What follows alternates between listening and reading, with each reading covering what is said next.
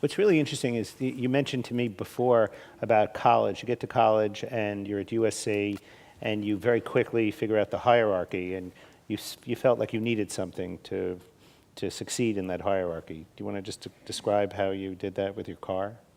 Oh. Oh, okay. Because it's similar. I'll get to it in a second. Okay, all right. I'm trying to. Psychiatrist. Trust me, I'm getting Not somewhere. sure I know where I'm going. Okay. But I do. Okay. Oh, with the car in college. So in college, because I was just, I was there on, because I went to USC where everybody was financially privileged for the most part, except with the exception of myself. I realized, how am I going to fit in with these kids? These are all rich kids. And in part, that was a reason I wanted to go there. So I got a job as a cook at Howard Johnson's.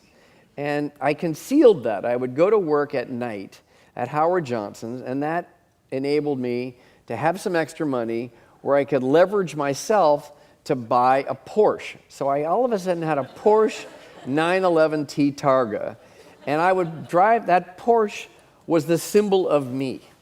And I would park that Porsche in a place that everybody could see it, so they thought I was one of them.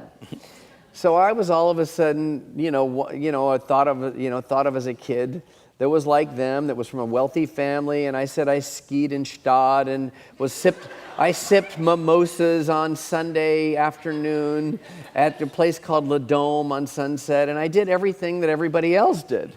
Said that I went, and I, surfed and hung out in Newport Beach because all the kids at USC were Newport Beach kids, and I just found a way of sort of fitting in that way, and I was able to get pretty good grades at the same time and became kind of this guy. I was called 26 because one semester I took 26 units. And which was rare. I think the max at the time that kids were supposed to take were 16. And so they'd go, hey, 26, 26. So all of a sudden I had an identity.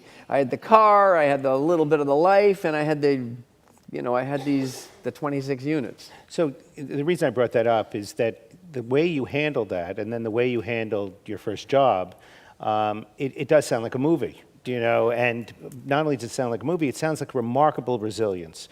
Because you arrive at USC, you aren't the rich kid, but you figure out a way, whether it's working nights at Howard Johnson's, and you get a job literally stuck in a little cubicle, and somehow you're seeing Lew Wasserman. Right. It's kind of, so that resilience, that kind of bounce, it sounds like it was there from the very beginning.